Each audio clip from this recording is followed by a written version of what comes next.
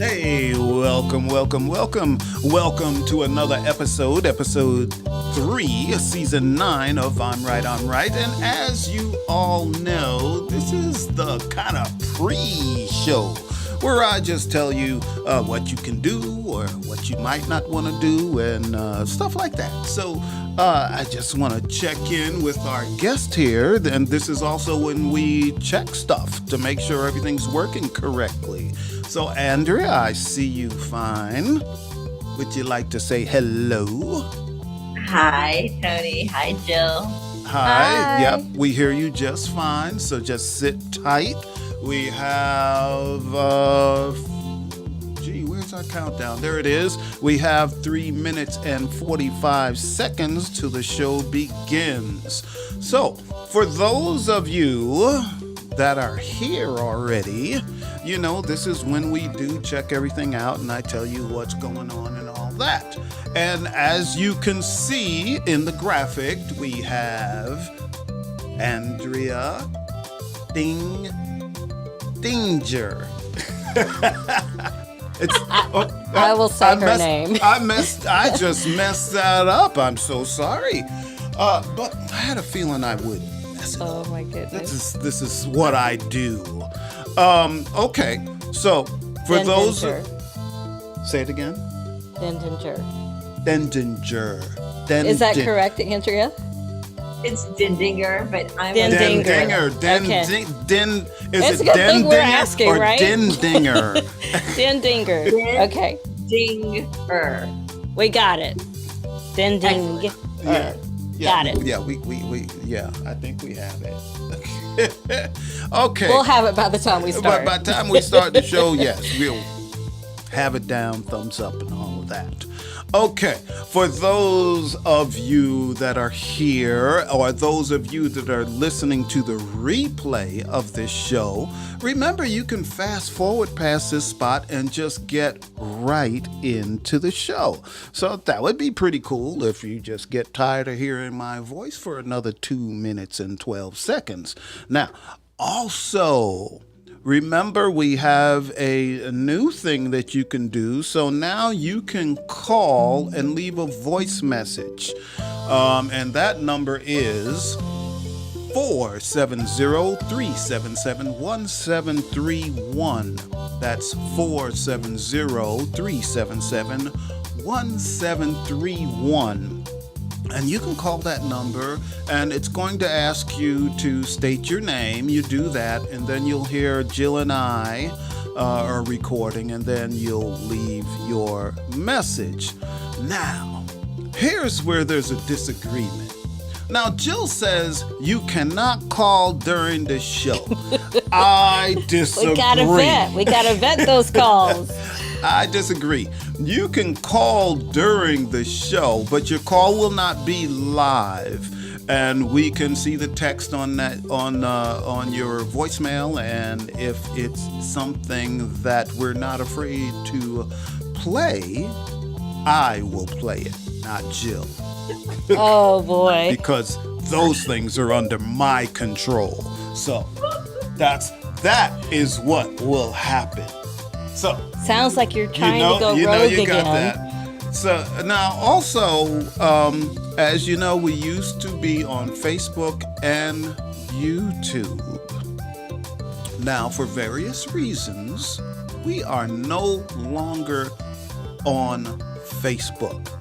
And it's not because they kicked us off. It's because we decided we no longer wanted to use Facebook. So it's just YouTube now. It's just YouTube, but you can also watch all our shows on Jill's website, which is JillCoxCordova.com. JillCoxCordova.com. Click the podcaster tab, and look, Jill, we're out of time. We are. It's time to start the show. All right. Well, we'll be right back, everyone, with video and audio. See you soon.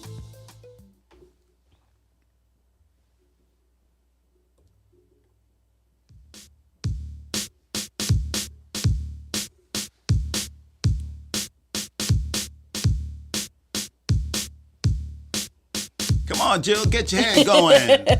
I had to punch some buttons first. So we got to be in sync. All right. All right. This is I'm Right. I'm right. And I'm Jill Cox Cordova. I'm Anthony Cordova. And we're here. It's Wednesday. Yay. Yes, we're here. We're here live. Episode.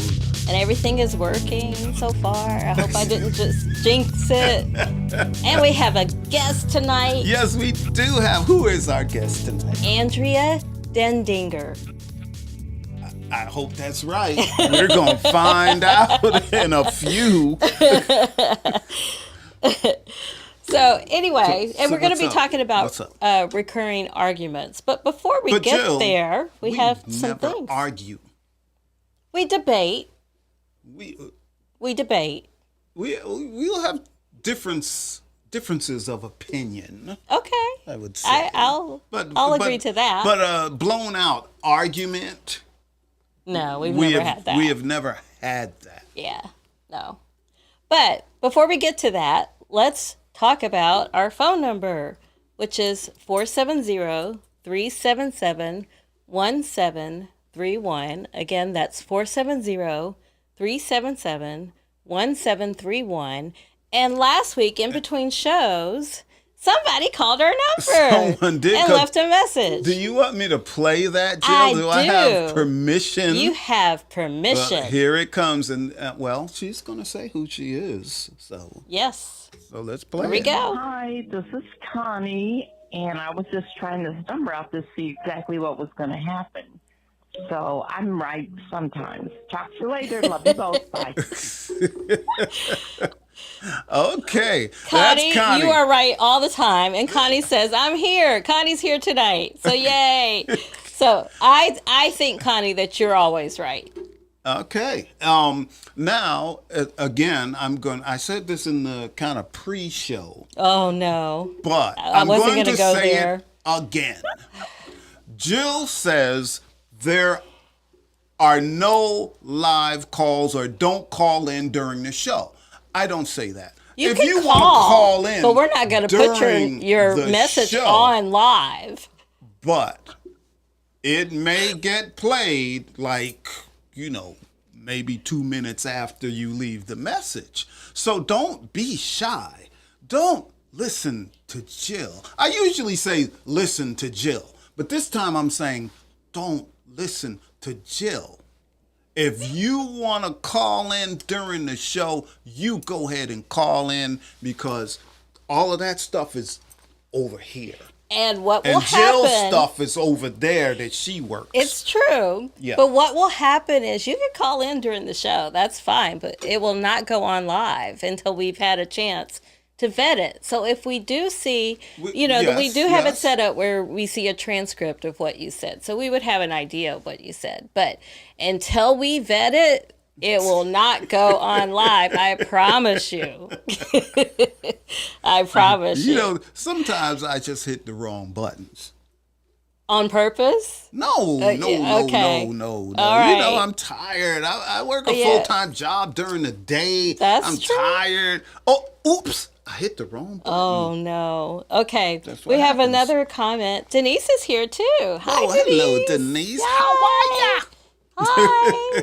Happy you're here. Yes, we are. Yeah, So let's go ahead, since we have a guest and we want to give her plenty of time to talk. So let's get to our first segment All right. that we call... Stand by your stance. So again, we're talking about recurring arguments. And so I thought it would be fun for Tony and me to say what we think one of our biggest recurring argument is. But I'm going to go first. I don't like that you're going first this time. Why is that? Because I may say the same thing. You may. Oh, you don't want it to take seem my like thunder. you don't want to seem like you're copying me. Is that it? That's it. But go ahead. Well, what I was going to Ladies say first. is Tony had the most. This part is not something we debate. Tony had the most beautiful marriage proposal. Oh. And we have a recurring argument that it took me a long time to say yes. Oh. But it did not. We've been married in April. It'll be 20 years. I obviously said yes. We got married. You did say yes. I did. But the argument is about how long did it take me to say yes? Now, I admit when you asked, I was like, because I was surprised. But I was present in the moment and I said yes. Eventually. Eventually. So here's the deal. Here's the deal. Jill is she might say former journalist, but she's a journalist. She made her living, and she's a writer also, with words, the vocabulary. Okay, I do have a great vocabulary. Yes, you have great vocabulary. So, are you agreeing with me that this is our recurring argument, or are you? This is true. I'm agreeing with you on this. Yes. Okay. Definitely agreeing with you. Okay. Now, some people in the audience know this story. Okay. But I'm going to give the quick version. But anyway, I turned one of the, Jill and I were not living together at the time, but I turned one of the rooms in our house, a room that we never used, into a restaurant setting. Yes, It was beautiful. Candles everywhere. Candlelit, fancy tablecloths. Yes. Everything was like really wonderful, romantic music. I ordered food in, so everything was prepared. And he knows how to. I still don't like my food to touch. And the plate had the plate where everything could be separated. All of this, all of this, right? So, I'm talking to her, and I said, it's been really, us together, it's been wonderful. We've been together for 2 years. And I just wanted to ask you something. And then I thought he fell on his knees. Well, I thought he fell. I hid the ring. So I didn't know he was getting down on one knee. To me, it looked like he fell on 2 knees. I hid the ring on the floor so she wouldn't see it. So I bend down to get to get the ring, but I'm also on one knee, Two. And I pull up the ring and I'm like, will you marry me? And I was like, so all of this is like, I'm trying to process that he didn't fall, that he was proposing. So I'm sure that I was like this at first, but I answered pretty quickly. Yeah, she didn't answer. She just stayed there with her mouth open. Not for very long. So I waited what seemed to me like 5 minutes. Maybe it was only a minute, but it seemed like 5 minutes to me. And Jill has taught me, don't assume anything. Because that part is true. Before that, I would assume, before I met her, I would assume all types of things. Like when I thought I had a date with her the first time, I assumed I had a date. Ask. I didn't have a date. Anyway, so I learned this, in the 2 years with Jill, I learned don't assume anything. And so I'm like, after 5 minutes, I'm like, well, and she's like, well, what? I thought I answered. I thought I said yes. Will you marry me? She's like, oh, yeah, yes, I'll marry you. So, yes, we agree on that. Actually, well, on that being the recurring argument. We took so much time that we're going to get right to our guest. We're going to get right to our guest. So our guest tonight is. Let me put up her name, Andrea Dendinger. And she's a licensed, did I get that right? Okay. She's a licensed, I can't talk now, marriage and family therapist. And you've been in this game for a while, this industry for a while, Andrea. And I know that you help individuals, you help couples, and you yourself know about pain in relationships, right? 100%. Yeah, okay, we'll get to that. But did you want to weigh in on this recurring argument that we have? Dying to weigh in on this. So I think this happens so often, you guys can't even imagine how common it is, because a man is thinking about it and thinking about proposing and how he's going to do it and when he's going to do it and why and all the different ways. And maybe you asked her father and maybe you didn't, or her mother, or her, like, there's all this stuff that's going on in the background. And men go through this all the time. And women are the ones who are like, come on, come on. Like, get with it, buddy, get with it. But they're waiting. So when a man asks a woman to marry him, she's generally like shocked, like surprised. And so that surprise, there's a whole like thing that happens. Like all the dominoes are kind of realigning inside. And so I think it's really normal to like be really surprised and not answer the yes immediately. However, I think there Jill, we go. Oh, thought she was saying Jill's right. Jill's right, because there was a lot of commotion going on. So she was doubly surprised. Well, you did have a however, though. However, I love that you asked, Jill, and I love that you guys have been together 20 years and that you're doing something fun and creative and beneficial for others. And that's a match made in heaven, in my opinion. Oh, well, thank you very much. Thank you.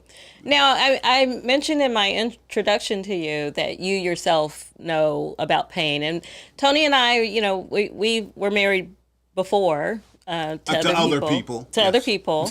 So we understand pain too and the lessons from it. So I hope you don't mind, but what is the pain that was it pain that made you get into the industry you're in? 100%.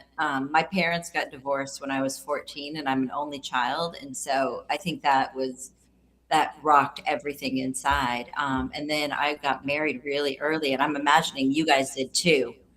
With your first. Oh no!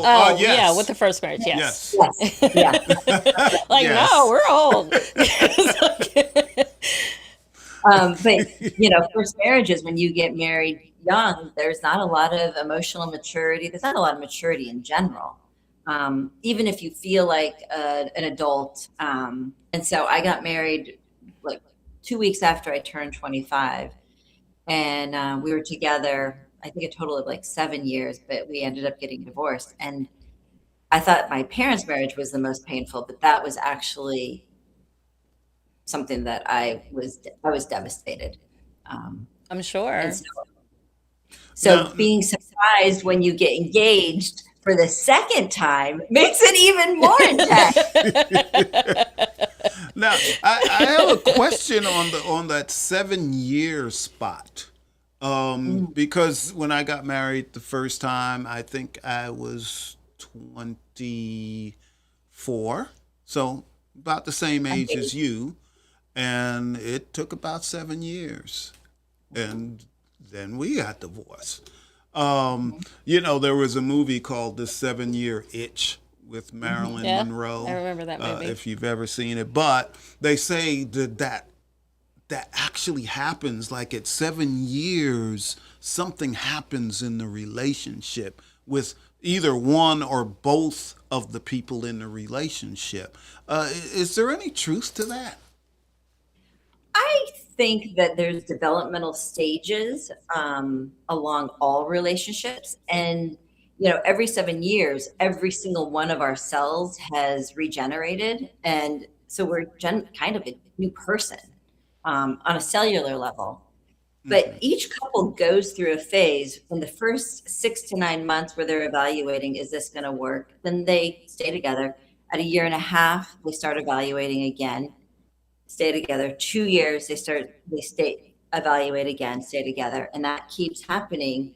Then at 4 years, at 5 years, at 7 years, and it keeps happening. And that's what's really essential when you're thinking about long-term marriage and these reoccurring fights, is that people get divorced. Obviously, we've all gotten divorced, and it is about resolving those reoccurring fights and those little things that you think aren't that big of a deal, but actually are like this sandpaper that just wear away. And so whether it's 7 years, 9 years, 18 years, there is truth to it, but I don't think it's only at 7 years. Mm-hmm. Mm-hmm. You know, I say some things sometimes, and people may think I'm too superficial or picky or something, but I'm like, you know, if you're in a relationship with someone, but you're not married yet, but you have marriage in you know, in your thought process, right? Maybe this is my partner for life. Yeah, he told me early on when we were dating that he dates with marriage in mind. Yes. I love that. But also, I would tell people, and I would also put this on myself, that if I saw something about that person that kind of rubbed me the wrong way, I have to ask myself, can I live with that for the rest of my life? And it could be something simple. It could be that they bite their own toenails. I don't know. But you know, if that's something that, I don't do that, by the way. if that's something that bugs you, you know, as a person, you really need to consider, hey, yeah, I love this person, but can I handle this person biting their toenails for the rest of my life? So right now, it just kind of annoys me. Right. How's it going to be 10 years from now? I love so that. Because there's underlying things. It's not just the toenails, and you know, the toenails turn into something else, and so on and so forth. So I don't fault myself for thinking that way, actually. I think it's brilliant because I think so often people get into relationships thinking I'm going to change this person. Oh yeah, that's no good. Yep.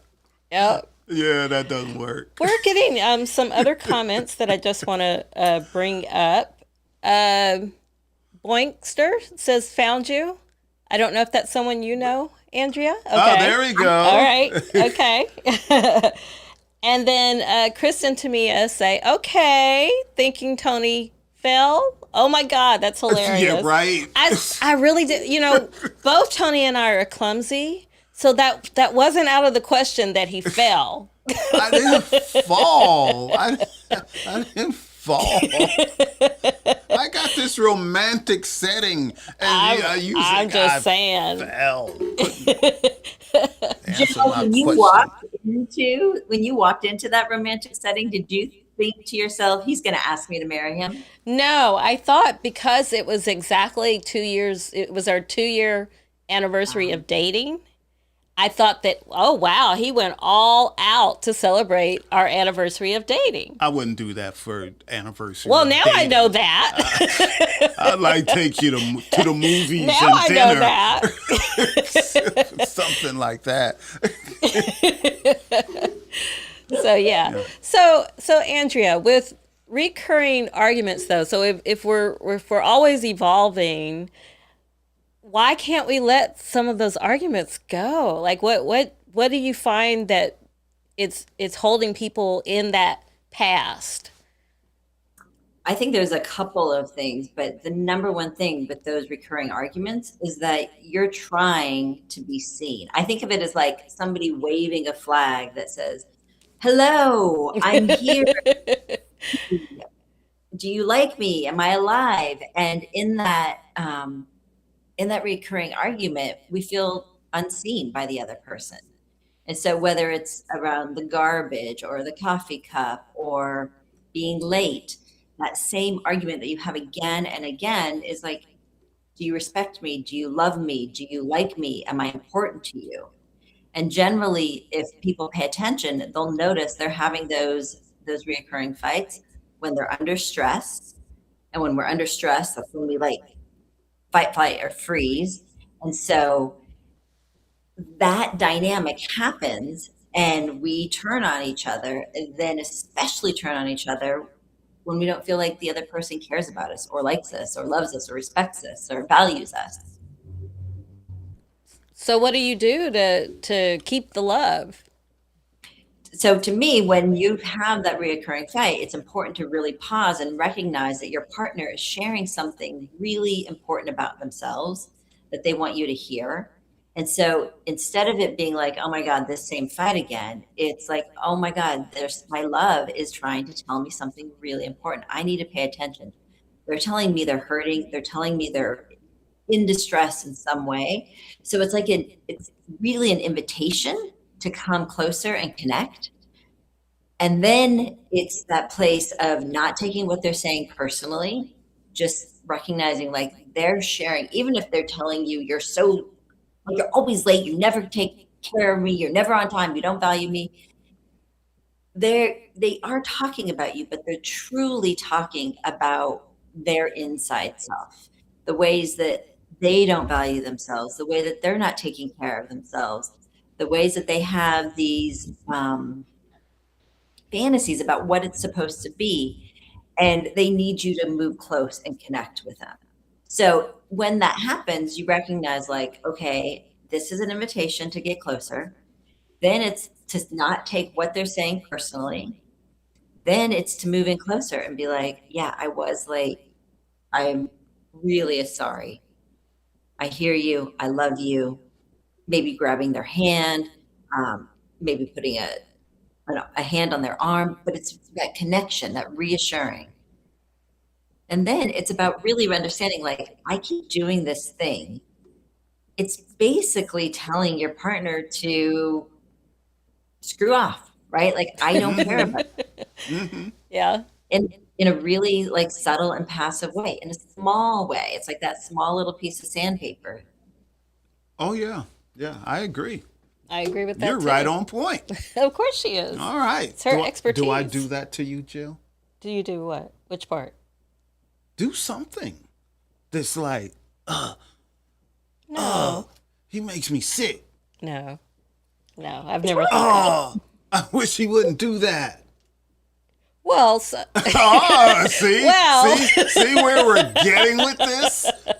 Well, sometimes you will tell me, I know you better than you know yourself. And I still disagree. I know myself better than you know me. yeah, okay. And Tony has a view of you that you don't have of yourself. That is true. That is true. I will agree with that for sure. All right, we have another comment. This is for. This is a good show. This is. Yeah. This is. You're the first person that's probably like supported him during the show. So. That's why he's enjoying it. But I'm enjoying it too. All right, we have another comment. Boinkster says, my parents divorced when I was 15. So I'm sure you can relate to that. And speaking of divorce, now in my household that I grew up in, it was severely dysfunctional. Okay, I don't really even need to go deeper into that, but severely dysfunctional. I always felt that my parents should have divorced. So how does that play in comparison to a child where their parents do divorce and then they're really, hurt by it? And then someone like me, I'm hurt that they didn't divorce. How does that play out, that dynamic? I mean, so like that age, 15, 14, those early teenage, there's so much developmentally going on for a teenager that it really rocks their identity. Mm-hmm. So in that way, like, it's really disruptive to like, am I a good girl? Am I a bad girl? Do I get straight A's? Do I screw around at school? Do I have a boyfriend? Do I like all of that stuff that you're trying to figure out? Do I play sports? What do I do? So that's this one piece that gets really disrupted when when a divorce happens, or like a death happens, when something really extreme changes the family structure, it rearranges everything for that person.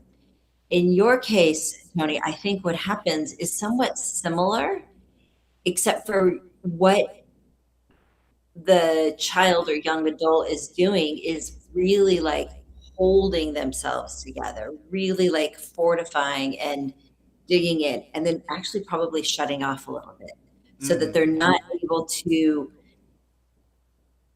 kind of go through the developmental phases of like maybe getting home late, and maybe you had to be really good in order to survive the dysfunction, right? Or be the adult because there wasn't an adult in the house in the way that could say like, hey, this is not okay.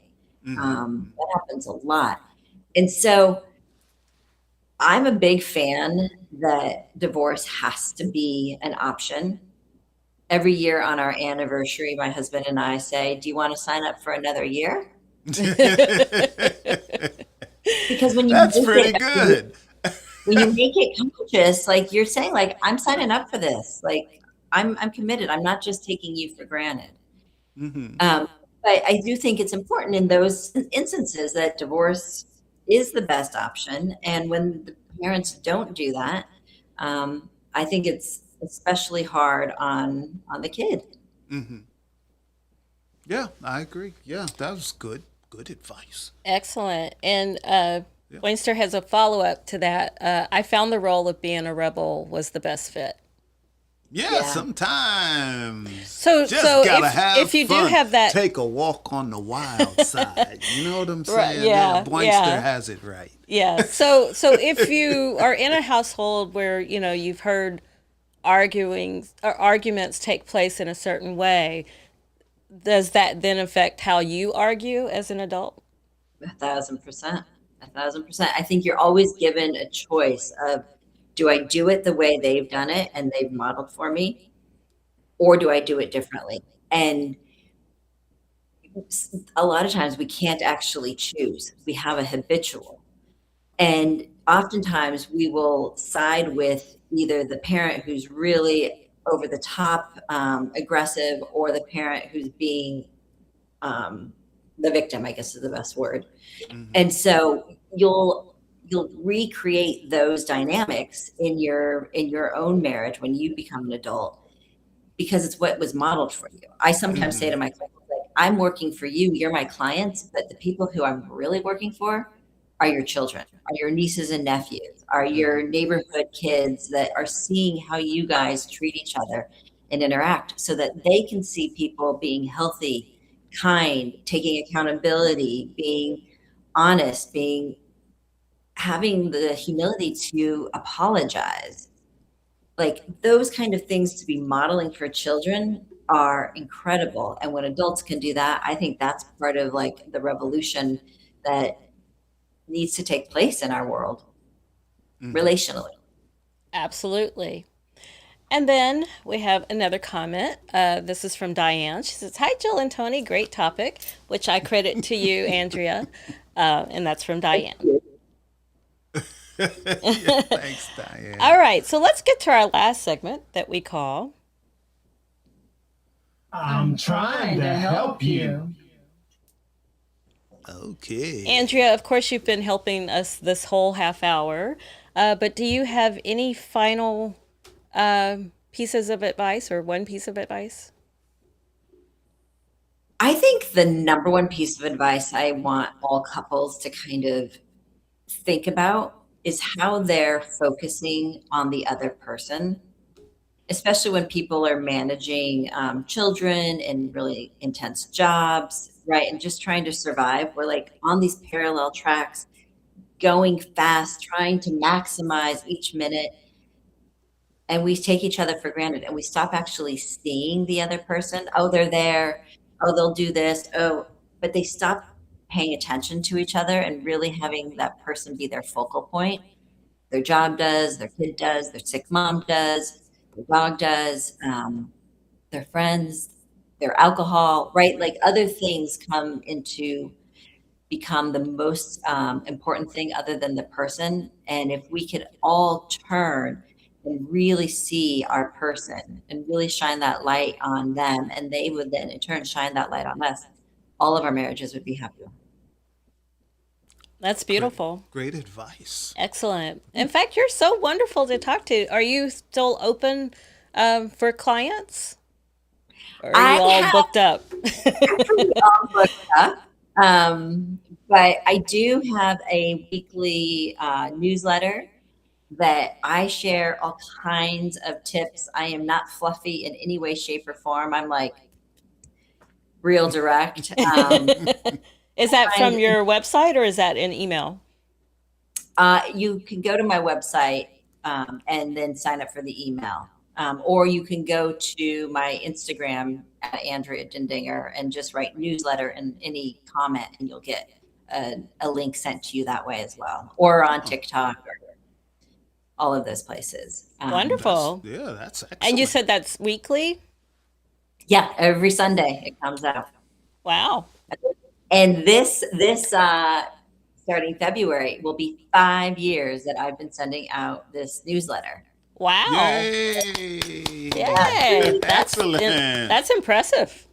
It's really exciting. Yes. Boingster has one more comment and then we'll let you go, I promise. My parents were so different that they came from opposite sides of the universe. Not just opposite sides of the track. The universe. Of the universe. Well, sometimes some people just should not get together. Well, that's true. That's true. It just happens. Yep. But the thing is, Tony, is when we do get together with somebody that maybe we shouldn't, there's some process that we're looking for where there's something we're trying to resolve in ourselves. Even if it's like our soul is needing this kind of a challenge, there's always a reason behind it. And when opposites attract, opposite ends of the universe, there's a reason for it. has something that the other person needs. Yes, I know that all but too well. I was going to say, I learned that from my first marriage. I learned that. I know that very well.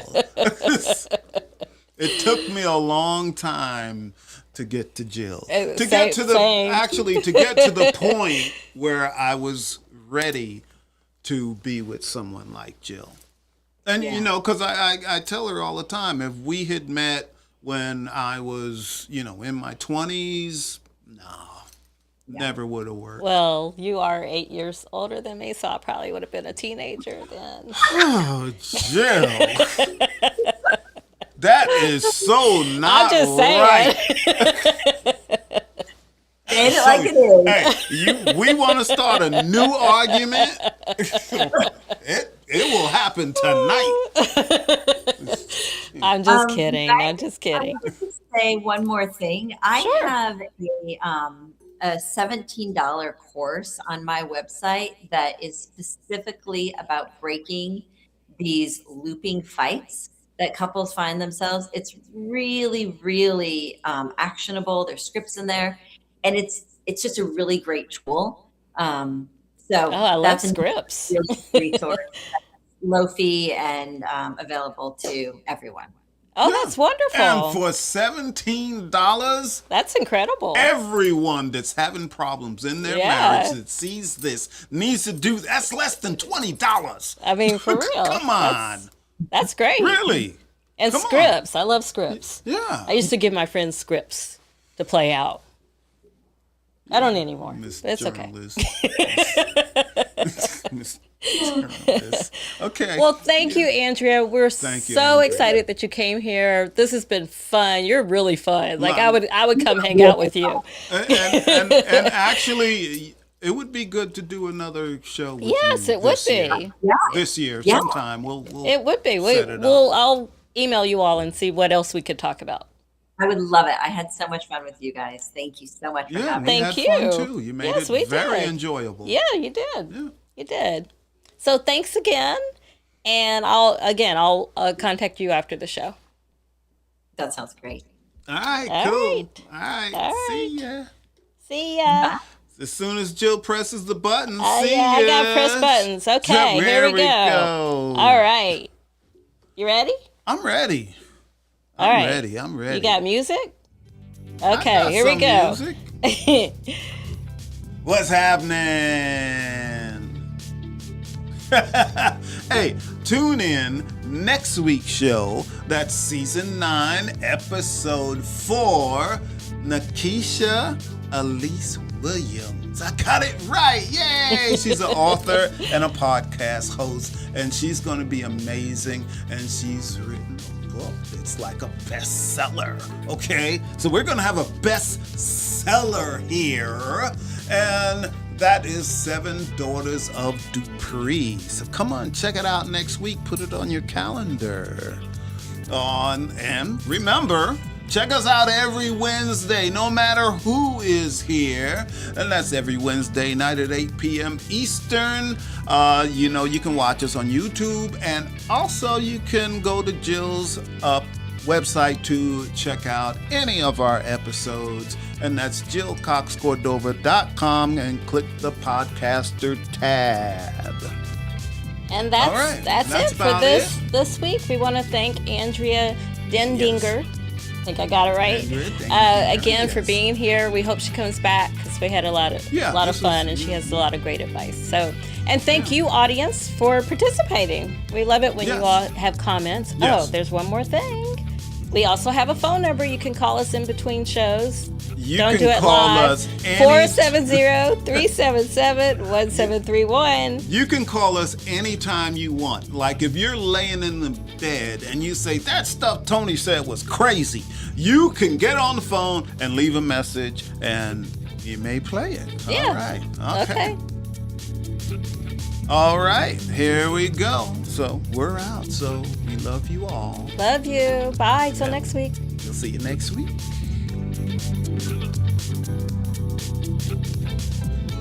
Bye.